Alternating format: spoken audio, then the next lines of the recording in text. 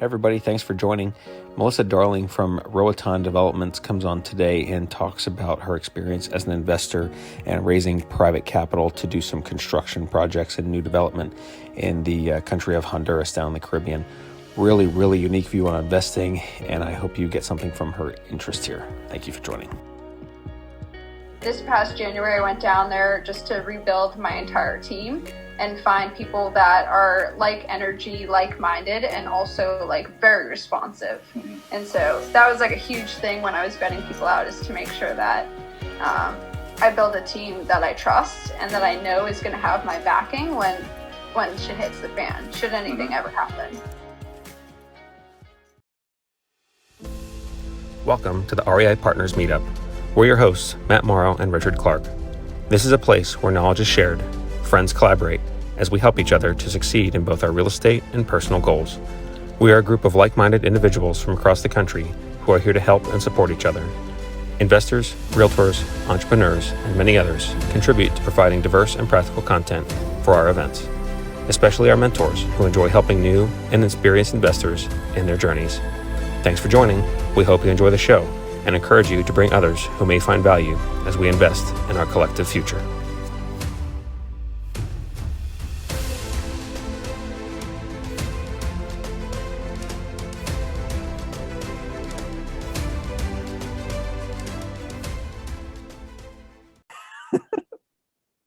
Okay. You know, maybe I'll have Richard be my instructor after seeing this.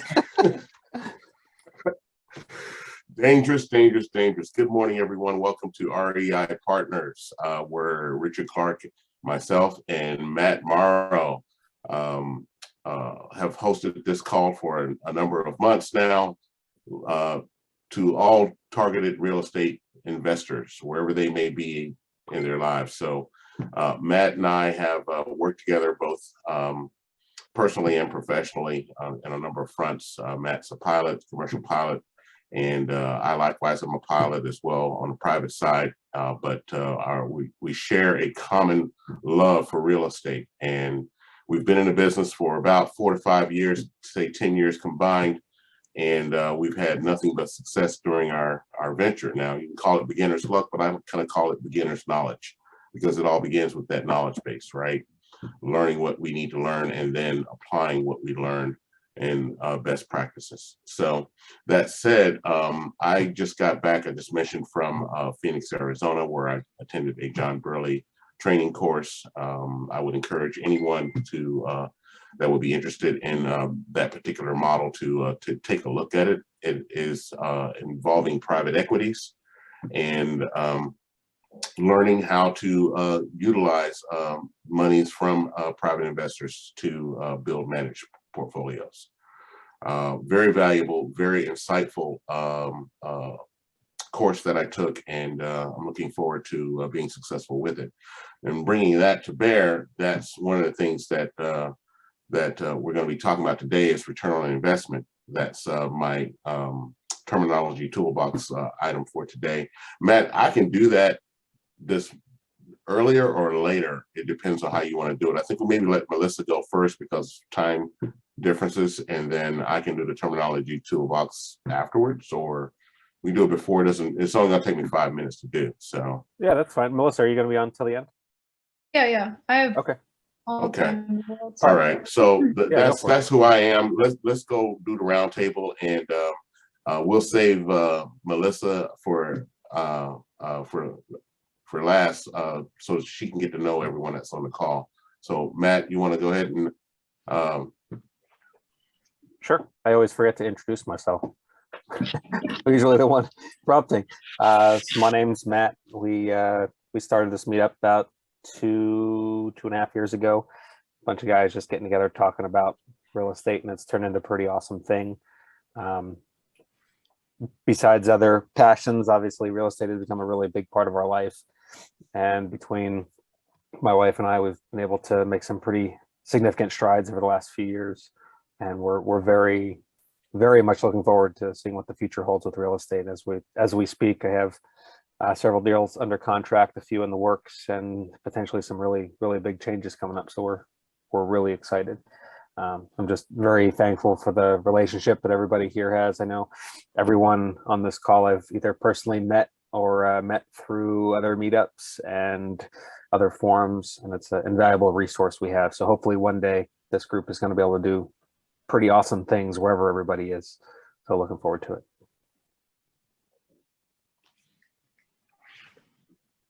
Popcorn John. So my name is John Wargo. I met Matt about 10 years ago in the EMS environment, and was a real estate investor back in Pennsylvania, and moved out to Colorado 5 years ago. I'm a licensed realtor out in Colorado, and now a licensed realtor back in Pennsylvania, and looking to move back here in the next 4 or 5 months, and start working with Matt more one-on-one regular basis. Hey, George, are you on? George is muted. Oh, there he is. Oh, Hey, there George. we go. I'm on. Hey guys, how are you? My name is George Naif. I'm a financial advisor with Merrill Lynch, and I'm also a real estate investor. And what I do is I help my clients and other investors work both sides of the balance sheet to get things like real estate.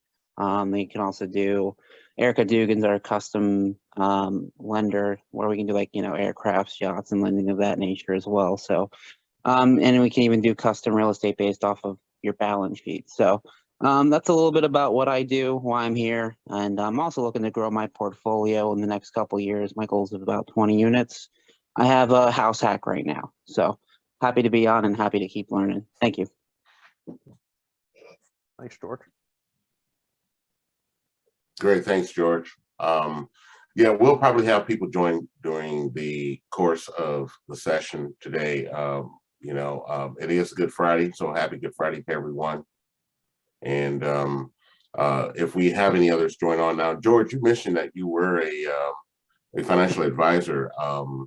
I met quite a few financial advisors in my training at in Phoenix, so very familiar with that, and thought about actually becoming a financial advisor for the purposes of bolstering my credibility in the real estate business. I think there's going to be some value there, and it certainly would encourage some of the clients that I go after, which are other investors, in securing their business and their confidence that I know what I'm talking about in terms of real estate. So haven't pulled the trigger or made any decision on that, but something to think about. So for our guest speaker today, it's going to be Melissa Darling. I'll let Melissa introduce herself, and we'll start with her, because you know what, Matt, there's no one new on the call, which is what my terminology toolbox actually applies to. It's really not for the kind of guys that are on here now, the ladies. So I might forego doing it and just do it on the next session we have. Is that okay? Yeah, absolutely. All right, cool. So we'll let Melissa, who is down in Honduras, right, Melissa? Well, I do work in Honduras, but right now I'm actually in Massachusetts. Oh, okay. Well, thank you for joining us, Melissa, and I'll let you introduce yourself. I think that what you do is something that all of us as real estate investors look at, and that is the international market. So, not knowing exactly where to go and all that, I do have some experience and knowledge in setting up entities to deal with the international space. But I'll let you introduce yourself, and then maybe if you want, you can go ahead and go straight into your presentation. Yeah. Okay, cool. Yeah, that works for me. Well, thank you guys again also for having me. I appreciate being here. And I love networking and meeting new people. So it's nice to meet you guys, John and George, on here too. Yeah, so my name is Melissa. I invest in it's an island off the coast of Honduras called Roatan. So it's kind of like my little niche market that kind of came out of nowhere. And I started with development. So I built a house last year, and then this year my project's going to be like a 4-plex condo conversion. So slowly getting into bigger projects, and yeah, constantly networking new people. I met Matt on a phone call. I don't know, maybe like a week and a half ago or something like that, Matt. But yeah, so I'm excited to be here. Thank you guys. Should I just like share my screen and start going into the? Go for it. Okay, let me just. So I did create a little presentation because it's nice to actually see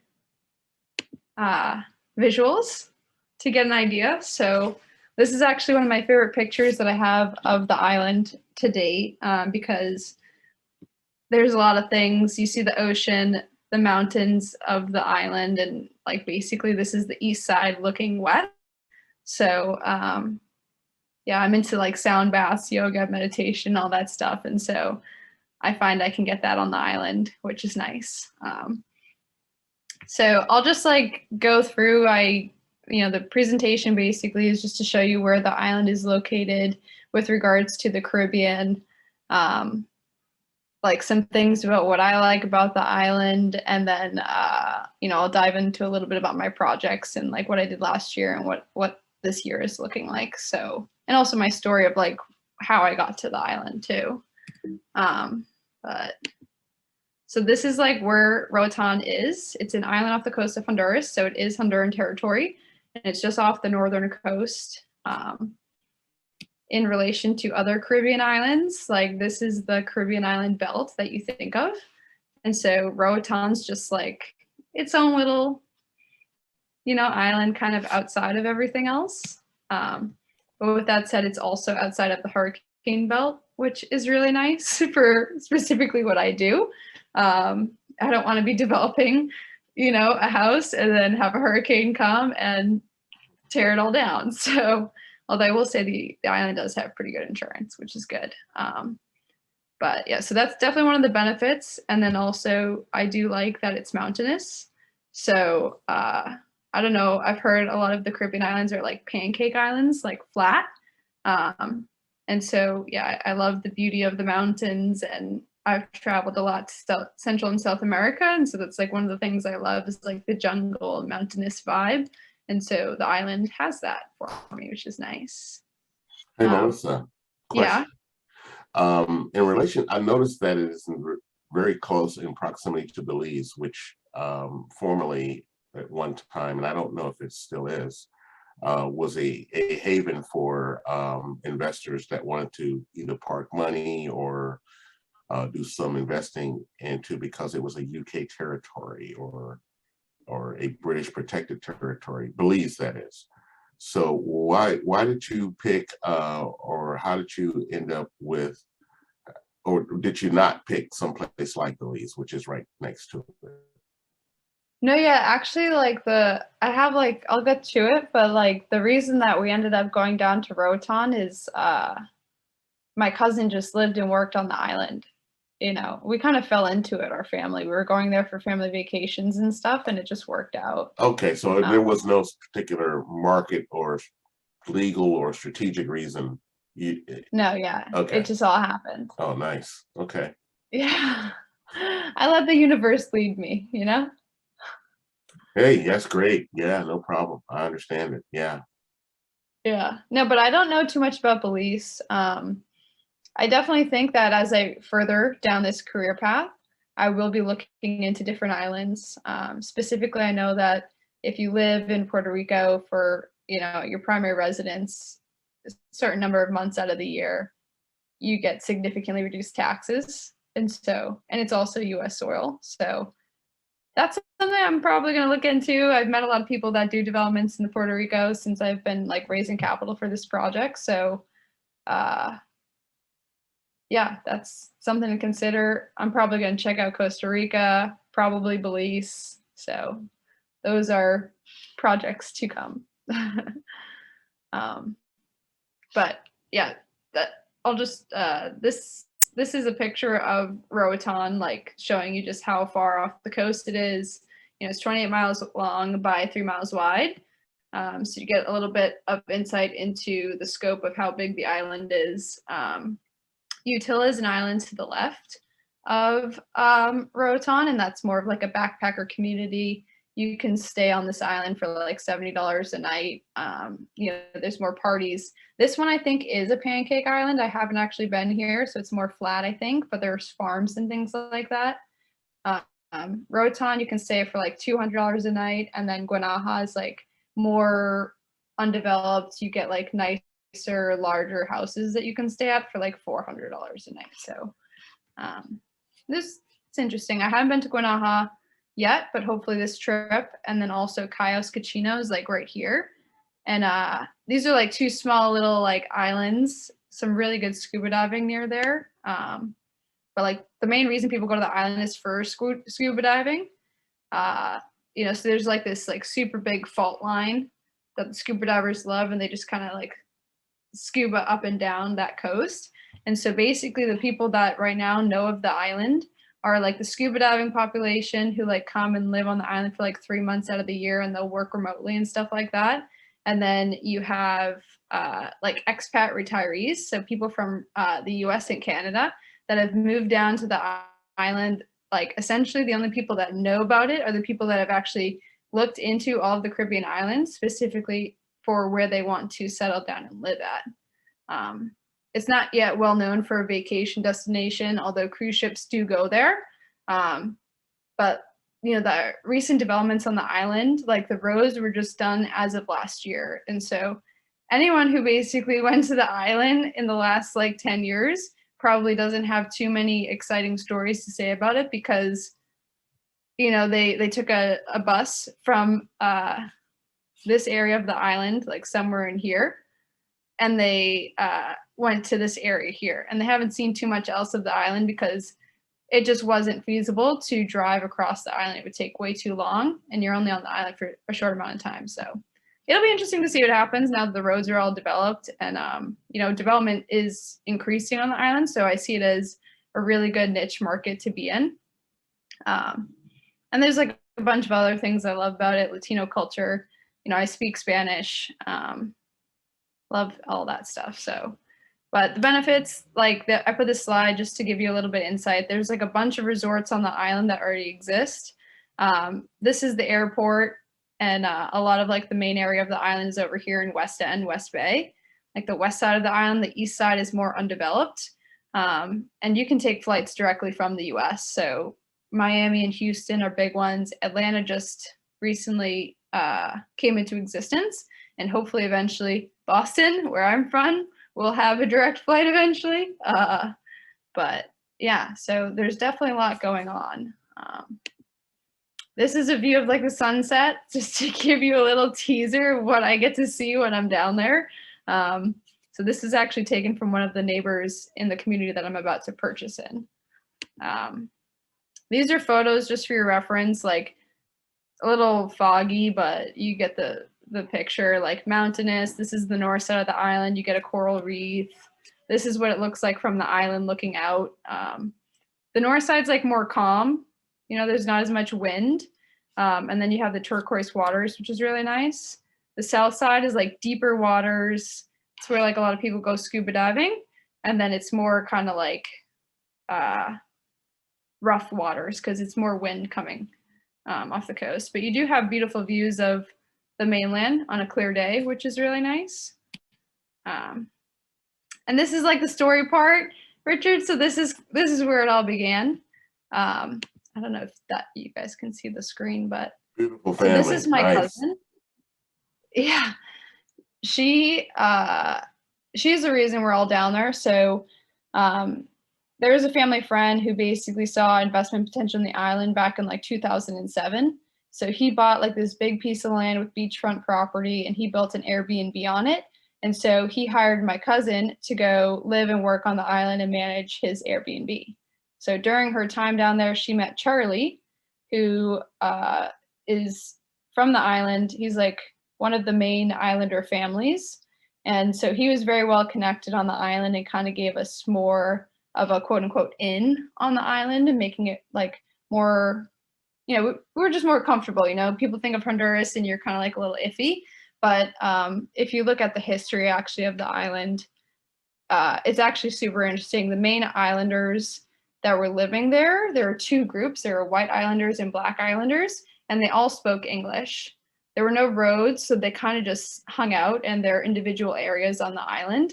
And then like as cruise ships started coming, as tourism grew, as expats started to migrate and live there, that's when Honduras saw potential for the country. And so, you know, more people from Honduras started coming over to the island for work, you know, development increased, more jobs were available and all this stuff. So it's kind of this big mixing pot now on the island. But yeah, so that's kind of the story. This was a picture from 2016. We all went down there first time, big family vacation. This is my dad, that's my mom, that's like me, you know, right after college. That's about when I graduated. And yeah, it kind of just grew from there. We were going down every year. And then I got involved in real estate in 2019. I went through, I don't know if you guys have heard of Fortune Builders. But Fortune Builders is basically like a program that teaches you how to invest in real estate. They give you like the tools and the systems to grow and scale your business. They teach you how to analyze a deal. They teach you about hard money and private money, you know, and all these things subject to creative financing, all that stuff. And so, you know, I'd been doing real estate for like a little bit over a year, like full time, 24/7, no break. I also had my real estate license too. So I was like leveraging both. And just trying to find a deal in Massachusetts. But at this time, it was like, at the same time, COVID hit. So like everything was, I mean, it was a huge seller's market essentially. And so the deals weren't good enough for me because I was a first time investor. I'm super conservative with my numbers and just nothing worked out. So I ended up just getting a bunch of listings and, you know, kind of went down to the island, like burnt out in 2020, like at the end of the year. And then just things started happening. My parents had bought land a couple years back and they finally decided to build on it. So at the end of 2020, we all went down for like Christmas and we saw the houses for the first time. And I got to meet the developer. We started talking. He wanted to build more houses. You know, he didn't have the capital to do it. And so at this point in time, I'm like, abundant mindset, I can find the money and all these things. And so we ended up partnering up and we did our first project, which I think might be the next slide. Yeah, so this is our first project. We bought, it was like a 0.08 acre piece of land. And we literally used like the entire property because permitting is a little bit different down there. But this is essentially what we built. It's 3-bed, 2-bath house, open concept. We ended up pre-selling this like 1 month after owning the land. So like essentially the foundation wasn't even in the ground yet. And we already had like a contract to purchase with like $100,000 down that we could use for the remaining construction budget. So it worked out like really well for us. It worked out really well for our investors who were like providing the capital for the deals because Okay, so that's not, go ahead. yeah, I'm sorry. I didn't mean to interrupt you. I have a couple of questions. Go ahead and finish your thought though. Oh no, I was just gonna say that's like another thing to consider when you're doing deals internationally. Like you don't have hard money necessarily. Because a lot of hard money lenders won't lend internationally. So you're both mostly like stuck raising capital from private investors. Okay, so one question I would have is this: what about the developer? I guess that you met had the resources and the labor resources and the material resources to get the houses built, right? Yep. Okay. And then you brought money in from private investment to help him do the developments. How was the land acquired? Did you acquire the land or did the developer have the land? We created a corporation together and we bought it in that corporation. Okay. Okay. All right. Okay. That's interesting. So, okay. And is there opportunity elsewhere on, I mean, this is it's still an island, right? So do you have an exclusivity on the rights to build on the island or is that pretty open or how does that work? The island's pretty big. There's a ton of opportunities for development. There is a ton of development going on. Okay. The only right that I have right now is the property that I have under contract to purchase. Oh, okay. Okay. Okay. I didn't know if it was more of a democratic society down there or if you have to jump through some special hoops in order to get the permits to build or to do any development, renovations, what have I know it's like very similar to kind of, I mean, yeah, I think it's very comparable to how it works up here. It's like there are people that own land. It's just not as like structured as we have it. So they don't have any public record. You can't look to see who owns this piece of land. It's mostly word of mouth how you find out who owns what. But every Okay. piece of land essentially is owned by some party, and there's opportunity as you find it, I guess. Wow, For each, nice. Okay. yeah. And there's And also like community developments, HOAs, and stuff like that. So, so what would it like, cost you to build something like this? If we're talking about, this is a 3-bedroom, 2-bath with, on 0.08 acres. A yeah, pool so is this one, standard, right? yeah, so Okay, there we these are our go. numbers. So I was partnering with a developer on this one. So I was able to build, at $41 or $44 a square foot, which is kind of unheard of. Typically you can find construction for like $90 to $120 a square foot down there. Nice. Okay. That's what I was looking for. Yeah, thank you. We ended up selling this house for $350. However, I think it probably would have sold on market for like $378 or something like that. And our return, this is why I keep going back to the island. Yeah, right. Of course. Yeah, right. But did that answer your question, Richard? Oh, yes. Thank you. You were going there anyway, so. Yeah. Yeah, so that's kind of that was our last project, and it worked out really well. What's the free? But I did learn some things, like, yeah, $41 a square foot or 44 or whatever I got is a really good construction cost number. But then you also have like the sleepless nights of worrying about whether your partner is going to get injured or something along the way. And so I quickly realized I wanted to change the structure of the relationship a little bit. And, also there's communication barriers when you're doing work internationally. And so there were times where my partner just wouldn't respond to any messages or calls. And so I had to take flights down to the island just to, get some documentation that he could have handled and stuff like that. So I learned some things, as I think I will every project I do, but like control in business is really important. And so I basically restructured my whole team. I'm now hiring the contractor instead of partnering with them. So, this is the next project that I'm doing. It's a 4-plex right now, and I'm just going to do a little condo conversion on it. It works out really well because I can easily go in and sell each of these units for like $180,000 to $200,000, and which means the total value of the underlying asset is like worth $720, and it's the total capital that I'm raising is like $535. So for me, it's like a no-brainer, and that's like the type of conservative investment I like to make when I'm doing stuff remotely. Yeah. So I don't know. I like, Melissa, I'm doing stuff. Huh? What's the demand for homes on the island? Is it similar to the States where there's a high demand for real estate and low inventory? Are you seeing like these units being potentially pre-sold or in high demand? Oh yeah, no, I definitely think that we could pre-sell them. That's actually my plan. Demand on the island right now is super high. They're experiencing the same exact thing that we are here, but just to a higher degree. And so that's kind of how the real estate market down there functions. It kind of relates very closely to what's happening in the US. However, it does have like a lag. So, it's like kind of like a 2-year lag is what I heard, at least from 2008, 2009.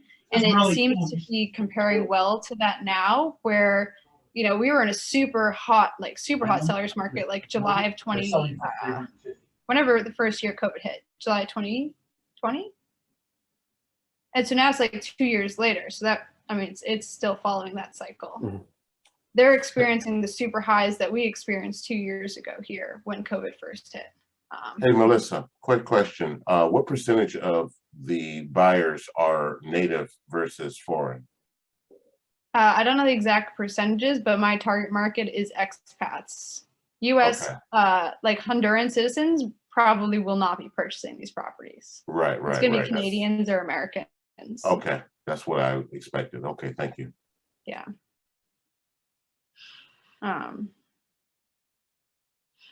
But yeah, so this is the project. Yeah, look, this is like the inside.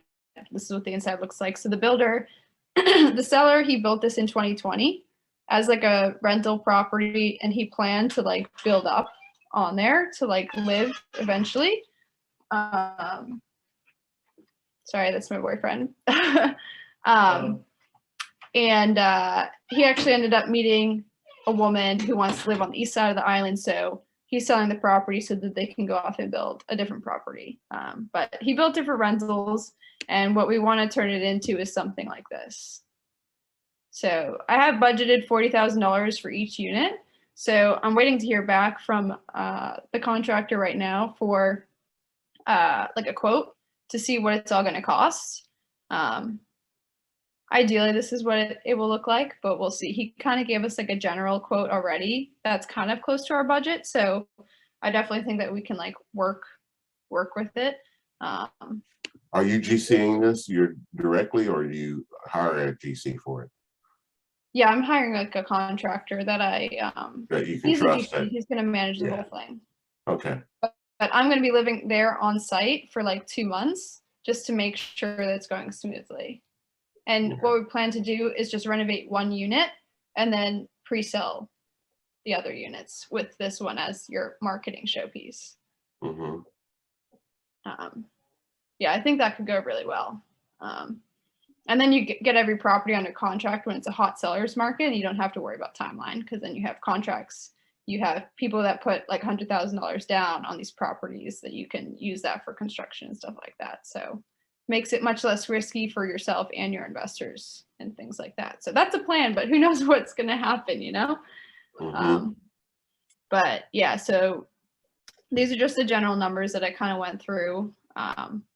We're gonna purchase price is 410. Seller, they do have seller financing down there, so I think you can find creative financing anywhere. You know, you just have to talk and ask.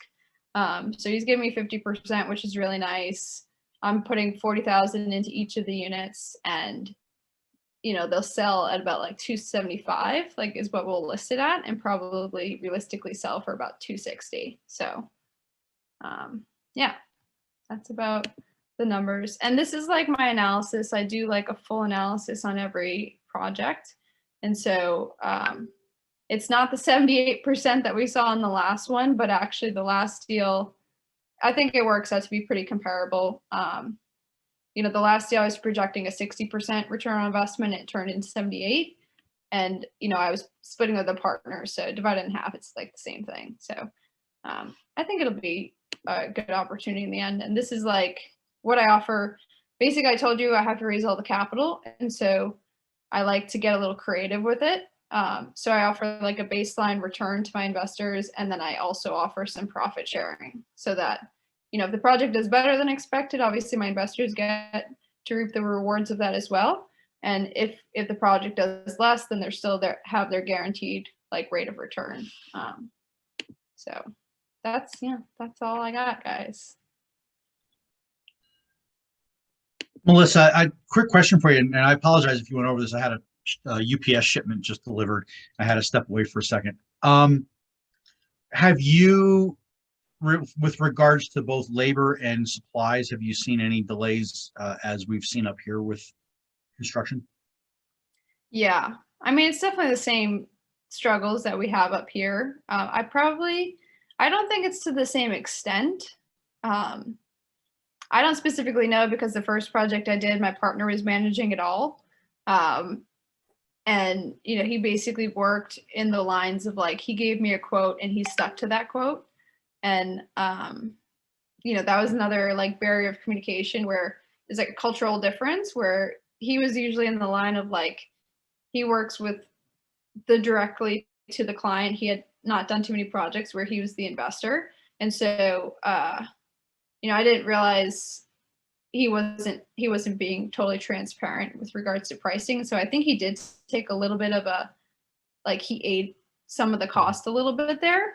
But I really don't think it was too much. I think it was only like a couple grand over what we anticipated. So I don't think that things changed too significantly down there. But I do think, like, for instance, what I'm planning to do with my project is I'm working with an interior designer for this one, and we're just going to choose materials that are readily available, you know, in whatever country that we're going to ship them in from. And what was your timeline on that first project, the single? How long did it? So that one, we purchased the property March 25th of 2021, and we started construction like 2 weeks later, and it was finished. We sold it September 9th officially. So 6 months. Yeah. And how about the condo project? What's your anticipated total timeline on that? Yeah, I have like a hold time for my investors of 18 months just to be conservative, but realistically, it might be significantly shorter than that. You know, it should only take like 2 to 3 months to do the renovations for that first unit, like a maximum of 3 months. I would ideally like it to be 1 month, but this is the first time I'm working with this developer, first time I'm working with interior designer. And so like there's going to be kinks and things to work out, as well as maybe some supply chain issues. And so like maximum should take like 3 months to renovate the first unit, and then hopefully pre-sell the other units within like a month or something like that. Okay. That would be the ideal timeline. Nice. Thank you. I have a question. The financing that you receive is all private money raised. Do you have a LLC, a corporation? Do you get involved with like a 502 or 506, you know, type of organization where you're raising money from accredited investors, or how are you identifying these investors, and how many of them are there? Yeah, so we're definitely skirting the lines of like how, you know, it's not equity at all. So what we're doing, it's all private money. And basically I have my US entity, and essentially it's going to be promissory notes to the investors that are interested. And so for this project, I have like a $25,000 minimum investment so that people can get their foot in the door, feel comfortable investing internationally and all that stuff. And then from there, they have security of like the way that I'm purchasing the property on the island. It's like there are, you know, you can purchase up to 0.75 of an acre as a US or like a non-Honduran citizen. But I like to have protection. So I'm purchasing it within a corporation. And then that corporation is owned by a holding company. So there's like multiple levels. And so for the security for the investors in the States, the shares of the corporation for which the property is purchasing are going to be held in escrow. And so that's like where the value of the underlying asset being worth more than the total capital being raised is like a super important thing to me, because that's the protection for my investors. So essentially, like, I'm only going to touch one unit to start. And so, you know, we're going to feel it out, the market and stuff with that one unit. But then I also have the backing of knowing that I can just sell the other 3 units as is, and then still make up the investment for my investors. Do you know these people personally, or did you find them through various means, or are they people that you've known for a while? It's a mix. So like, I think Matt, I recently just met like from, you know, Facebook and stuff like that. So I have right now, like, I'm just growing like a network of people and telling everyone that I can about what I'm doing. And then eventually like future deals and stuff like that will be easier. And I'm sure I'll get into syndications and stuff like that. But the majority of like what I'm doing now is just like friends, family members, people that I get connected to from other people, or people that reach out to me on Facebook because they see what I'm doing and stuff like that. That's great. It's like unlimited potential when you get into that. Yeah, it's kind of fun too, because you get to meet so many people. Yeah. Yeah. Especially with, you were talking about like a wellness center and stuff in the future, as far as that type of network's concerned. You get into wellness space and people's health, and you're obviously interested in those kind of things. That the local crowd is not only going to support that, but they're going to be your best champions. Yeah. And I think you're absolutely right. People who are going to buy these places are definitely not going to be locals. There's going to be investors or owner occupants just trying to go down there and live. And it's interesting to see how you talked about the island as its position, and how it's maturing, the fact that the roads are just being developed, you could have a pretty fantastic entry point to a country that's like just at the brink of exploding here. That is a great opportunity. Yeah, I see a lot of potential, and I do get super excited about this wellness center idea because, like, if you think Thailand, you know, Thailand's super well known, but it's so far away for so many people to get to on a flight or something like that. So if you can recreate what they offer in Thailand and put it on Roatan, you know, maybe especially like Casino potentially, you know, like kind of somewhere segregated away from the island and stuff like that, I think that would be a huge hit for a lot of Americans and Canadians that are on this side of the hemisphere. One of the things I've noticed specifically firsthand when I've been down there, there's a high degree of poverty when it comes to the Caribbean islands. Is that the same in Roatan? Is there like a class difference, or as soon as you get out of the main town where the ship's port, is it just pure poverty across the island, or what's the economics like? That's a really great question. And that's actually something that I'm grappling to understand a little bit further myself. Because obviously one of the reasons that I am doing this is because I love culture. I love Spanish and Latino and all that stuff. And so, yes, there definitely is a lot of, there's poverty. There's also just a huge difference in terms of lifestyles.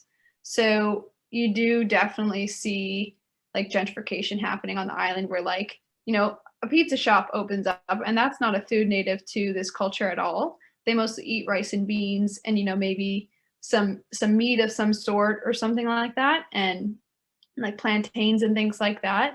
And you know, so pizza shop shows up and it's like $7 or $10 for a piece of pizza, but these people are making $2 an hour as their baseline wage. And so it's yeah, it's definitely interesting to see the gap.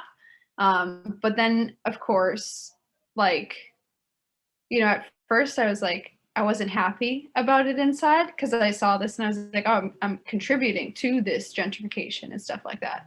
But as I continued to go down there and I learned more about, like, you know, the island itself, how it, you know, came to be and all these things, ultimately, I think that I'm still forming my official thoughts on it, but you know, the Islanders can live very well, and they have, and I think that the Islanders themselves are fine. But what is the discrepancy that is coming in are the people from the mainland, Honduras, that speak Spanish, and they're coming into this kind of foreign territory to get work, and then you know, they're just not used to, you know, that form of a lifestyle. So they have to restart their whole life as well. And so I think that aids in terms of the growing diversification down there. So I don't know. There's a lot to consider with that. And I do think that developing more down there can actually contribute to their lifestyle. Because obviously if you're doing developments and you're making money, then you're able to provide your workers that are performing well higher wages, and then in turn give them better lives.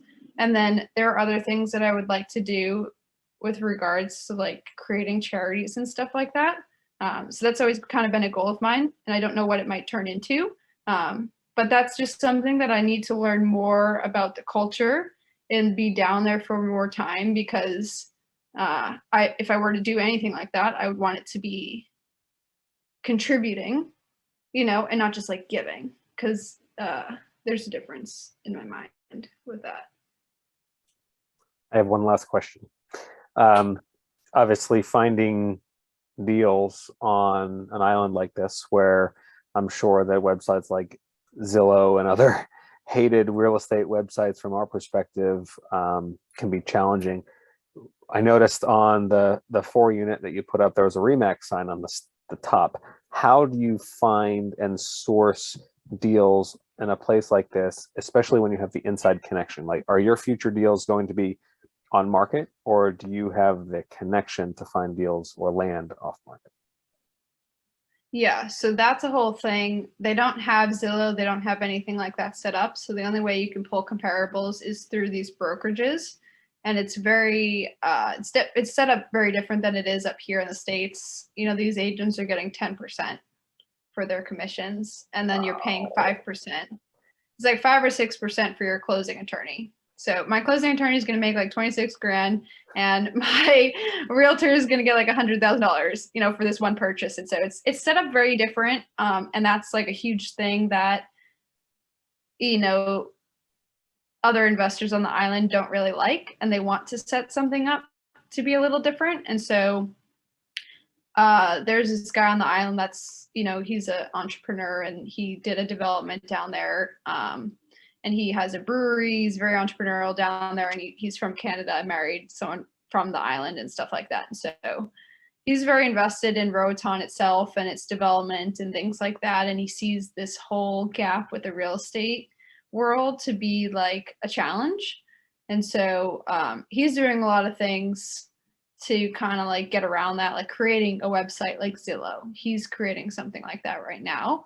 And so that's going to just, you know, provide more opportunities to find off market deals in the future. And then with that said, right now they don't have necessarily any public record that you can go to find out who owns a specific piece of land or something like that. But there are ways to find it out. You know, you can do a lot with money down there. And so this one investor, you know, he's creating this website and all these things, you know, to kind of change the face of real estate on the island to make it more investor friendly and stuff like that. And so probably having further conversations with him and do some partnerships of some sort to source off market deals together and kind of like do stuff that way. Because if you think about it, like 15% right off the bat for your investment from the purchase to the sale, that's like a huge chunk of your profit margin. And so it's kind of crazy that I can get like 33% given that those numbers are in place currently. So It sounds like yeah. you have a good. Hey, Melissa, I have a quick question for you, and sorry if I ended up missing it. I had a couple of client calls during the meeting, so apologies.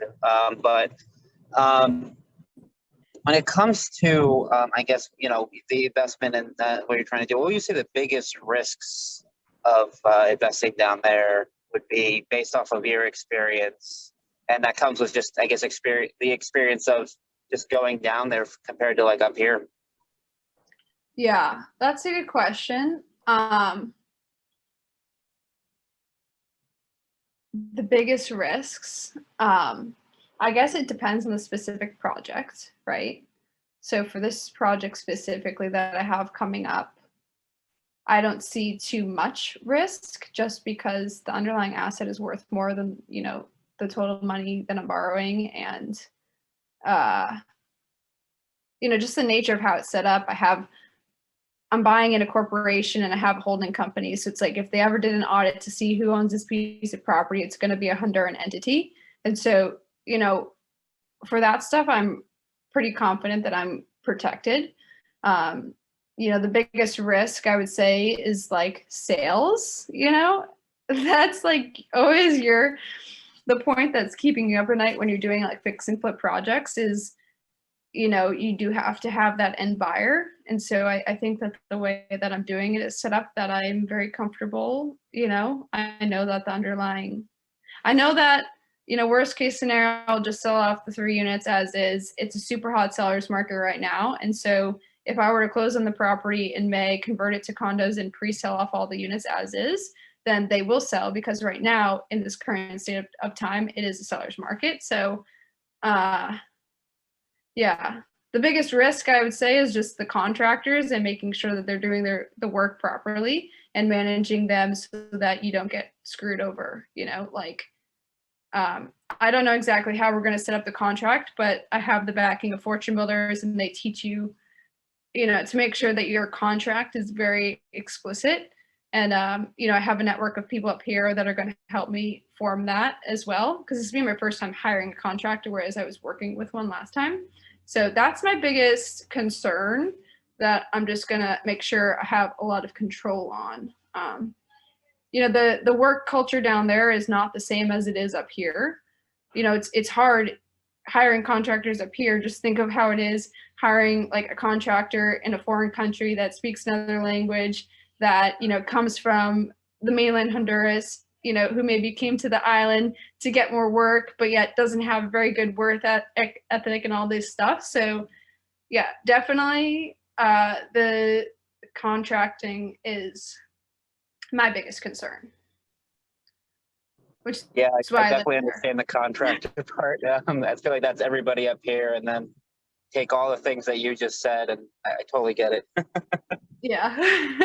So as long as everything else is super conservative, then I'm content, because now I know, I guess, I'll be overseeing the property, and I hired an interior designer to work alongside me who's done projects and managed them and things like that. And so, we're all going to be in constant communication every day, and it'll be very easy, I think, to see if things aren't going smoothly. As a follow-up to that, do you see any regulatory risk in the government or anything like that? Or is everything, I'm not sure how the government works really down in Honduras. So I want to get your insight on that. No, yeah, that's good. So it is Honduran territory, and it is important, I think, to be aware of the politics for which are happening in the country that you are working in. And so this past November, there was a new election. So there's a new president in place. Who has actually views to kind of like reunite Honduras itself. And so I think it'll all be positive things. Like, she does want, like, historically Honduras was run by like corrupt, narco regime people. And, a lot of the people that were in all the different political roles were also part of like the whole corrupt regime and stuff like that. And so this lady seems to kind of be cleaning out all of those, roles where previously were kind of controlled by like corrupt individuals. And so I think it's ultimately really positive things for the country. And then on top of that, like the Bay Islands, which includes Roatan, and then also an area of the mainland called Copan, where they create like it's like coffee farms and stuff like that. Those are like considered like touristic areas. And so there's a lot of different rules and regulations for what is allowed in those areas. And so like the municipality, there are two of them on Roatan, and they do a lot with like, they're very expat and touristic friendly, because they know that they have to be, that's the environment that they cater to. And that environment essentially promotes Honduras as well. So like a ton of Honduras's revenue comes from this island. And so, they basically have the incentive as a country to promote development on the island, get more tourists on the island, cater to the tourists and expat communities there. I don't know. Did I answer your question? Absolutely. Yes. Thank you for the insight on that. Appreciate it. Yeah. And Melissa, if I could go just a little deeper on what George was asking, have you, in regards to the contracts and the holding companies and the agreements, the legal agreements that you have there ever been a challenge with one of them, or how confident are you that it's not just a piece of paper, that there is some sort of enforcement that will be upheld if you are challenged with something? That's a good question. I personally can't speak too much to it because I haven't had to experience any of that. I will say that like on my last transaction, we did something very similar with the security for the investors, where the shares were to be held in escrow in the US, because it was a different scenario where I didn't have to make additional sales.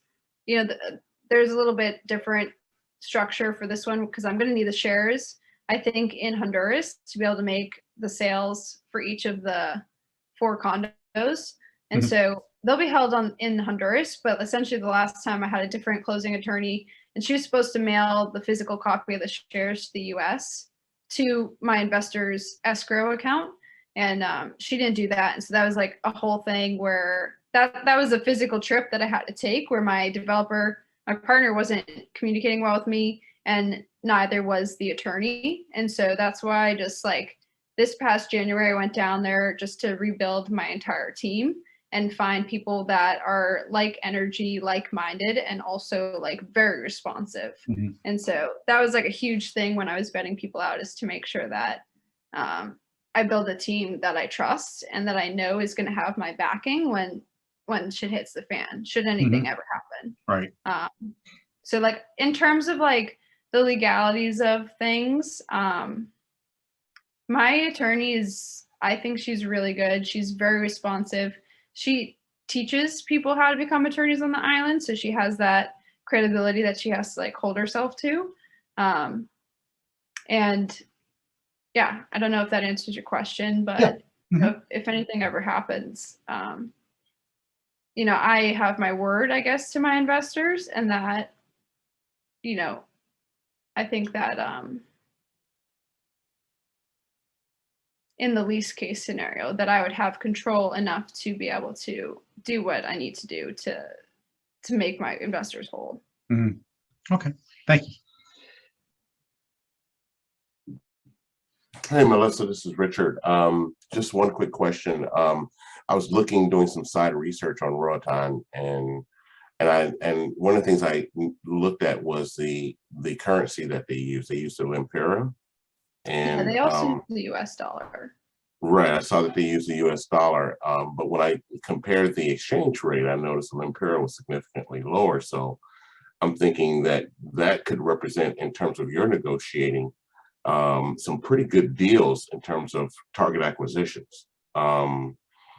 If the Lempira is 4 cents against the dollar, and you know, obviously there's room there to, if you're negotiating based on Lempira versus negotiating based on US dollar, seems like, or do you think that seems like to be a good way to deal with that, or how do you deal with that when you're looking at acquiring a property? You know what I mean? Yeah, so this is another thing where like the history kind of comes into play, I think. I could be wrong, so don't hold me accountable to this, but I do think that the island kind of operated off of dollars before, you know, mainland Honduras kind of got involved. They spoke English. I think they used American currency when they had to and things like that. And so all real estate transactions typically take place in the US dollar. So really the benefit that you can have in terms of like negotiating is when you do talk to these off-market owners directly before they go and talk to a real estate agent. That's where you have the real negotiation power, because, you know, they'll be happy getting. Right. You know, you want to fair, obviously, but you know, their value of currency obviously is very different than ours. And they also have a significant lower cost of living than what we typically live in. So, well, right. That's what I was thinking about, is the fact that a native, if they're using the native currency, are going to have a certain perception of things, and that's what they're basing their cost of living on. Real estate being in US dollars, okay, I get that. That can be typical, I guess, but I was just wondering if there was some sort of a advantage for you in being able to negotiate the acquisition cost based on the native currency and not based on US dollar, because things can get skewed, right? I mean, if it normally would cost in US dollars, let's just say it normally would cost 100 Lempira for, you know, a carton of eggs, 12 eggs or something, versus that would be like a quarter in US dollars, 25 cents. Yeah. You know what I mean? So. No, yeah, definitely. So that's like one of the things that I want to look into forming with that investor, that entrepreneur that I mentioned from the island. Because if we can work together, then obviously it's going to just increase our margins even more, and then open up more opportunities for some of the other stuff that I have real passions about doing. Right. That's great. That's fantastic. Well, thank you very much for presenting this information to us. We do run into buyers, investors, people of all walks of life. I think Matt and just between Matt and I, we know a number of people that have investments both domestically and some abroad. So this is good information, and who knows, we might need to have a getaway spot down in Roatan, you know. Need to buy an airplane yeah, first. You come visit. Huh? We need to buy an airplane first. Yeah. Well, you know, we buy the airplane and create charter flights there, direct. Yeah. From the They do have Northeast. charter flights. Huh? That is the thing that happens. Yeah. I think during COVID they had like some of the expats had to create a charter from the US down to the island because there were no flights or something happening. Right. So there's definitely demand for it at times. That was a fantastic presentation. I really appreciate you being flexible with time and communicating beforehand. Can you either put it in the chat, or are you okay with us putting your contact information in like the follow-up email to everyone with the video link, and then putting your contact information in the YouTube link for this? Yeah, that's totally Okay. fine. Perfect. I'll add my email. Yeah, that's my email on my cell phone. Perfect. Anybody else Yeah, have any thank you. questions from Lisa? I'm sorry, what were you saying? No, I was just gonna say thank you so much for having me. It's fun. I like telling people about what I'm doing and all these things. So yeah, I appreciate being here. We are simple people, and when you come with a slideshow with maps and numbers, I'm zoned in. When you're talking about the investment, I'm sure Richard, everybody on the call is the same way. And they have, I mean, this is a real story, and the fact that you're out there doing this, and those are not beginner numbers. Those are some pretty fantastic returns for what you're doing, and there's unlimited potential on a infant market. I mean, it could be unlimited return here. So this is a really, really cool thing you're doing. I'm glad we connected that day online through that Facebook forum, because there's so many cool people out there that you'd never meet otherwise. And once we realized neither of us were spamming each other, this is glad. I'm really happy that you joined, and I wish that more people could have been on the call, but this is when we could hold it. So I'm sure that dozens of people are going to watch it and share it and send it out. So as long as you're okay with that, I usually have it up within about a week of today or so. Okay, yeah, that works for me. I'm totally cool with that. I was actually going to ask you if I could share it as well to my network, because then it'll hopefully generate more people. Yeah, the more people that log in, the better. The goal with this, and Richard can kind of echo me here, the goal with this meetup is really, it is not financial in any way, shape, or form. Networking and finding people that you connect with could literally define each other's future. So we're just trying to create a platform where people could come, interact, and kind of tell their stories, and we share some educational components. And at some point, there's going to be deals out there that people in this meetup are going to want to do together, or bring to each other, or bring to the whole group. You never know. We get a 100-unit building that we need to acquire some funds for. This is the group I'm going to come to, not my Facebook friends, because there's a reason they're still working, the 9 to 5, right? Yeah. It's not a negative. It's just different mindset, and you surround yourself with like-minded people. And I'm sure that if you put the 6 of us or 5 of us on a call in a room one day, we could do some serious work. So I would encourage you to share it in the video, and I'll send you a proof beforehand to make sure that it's something that you feel comfortable having out there. Watch it to make sure you didn't like whatever. I'll be more than happy to edit it. But no, this is great. I really appreciate you coming and giving a different view on this. Yes, thank you, Melissa. It's really appreciated. I do the same thing as you do. I'm a private equities professional as well. I work with one-on-one with investors to develop managed portfolios. The difference between what you do and what I do is, one is yours is international, and that's an area that I'm, of course, have an interest in. But I also work with more long-term type investments. So over typically a 10-year spread, giving them a return on the investment for real estate. So, but what you're doing is extremely interesting. I do applaud you for being so successful, girl. You really got it. You got a nice thing going, and anything that we can do to help you be successful, just being even if it's just being a sounding board for you, I want you to know we're there. Okay. I appreciate that. Thank you. So thanks, Matt. I actually have to jump off because I have to run as well. And again, thank you, Melissa. I did add you to my phone, Melissa. So I am going to, you'll get a text from me with my contact info and all that too, okay? Oh, great. Yay. Thank you. And you can still talk to I love Richard. that.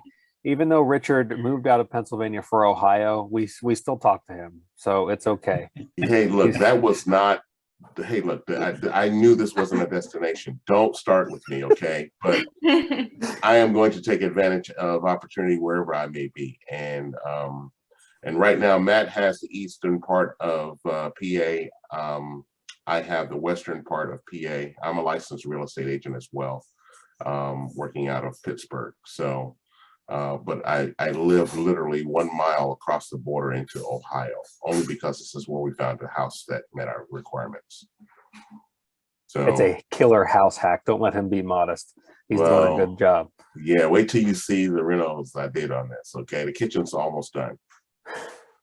So you'll see. I'll publish those pictures on our website at some point. Oh, so and thanks, Melissa. I got to jump. Matt, thank you, sir. All right, guys. I'm gonna end it from here. I really appreciate you coming out. See you, John. Thanks for joining.